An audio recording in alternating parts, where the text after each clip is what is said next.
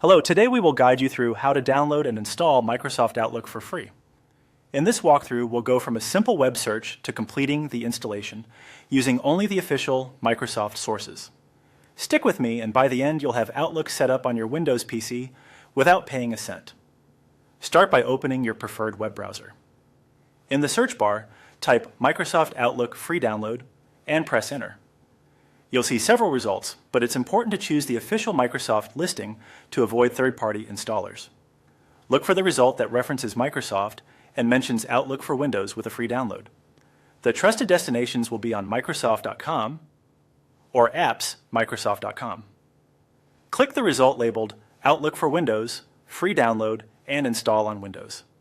This should take you to the Microsoft Apps page dedicated to Outlook. Here you'll see a clear button to begin.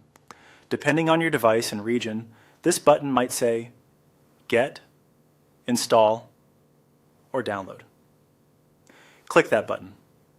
If your browser asks to open the Microsoft Store app, confirm to continue. On some systems, the Microsoft Store will handle the entire process automatically. If prompted to sign into your Microsoft account, that's normal. It helps associate the app with your device, though you can often proceed without signing in. If a standalone installer file begins to download instead of opening the store, wait for it to finish. You'll usually see it appear at the bottom of your browser or in your Downloads folder. When it's done, open the Outlook installer. If Windows asks for permission to make changes to your device, select Yes. For a smooth installation, keep your internet connection stable and consider closing other apps so the installer has all the resources it needs. Once the installer opens, follow the on-screen prompts to finish. You may be asked to accept the license terms and choose basic options such as the install location or whether to install for just your user account. The installer will then download any required components and copy files. This can take a few minutes depending on your connection speed and system performance. When the progress bar reaches 100, click Finish or Close to wrap up. That's it. The installation is complete.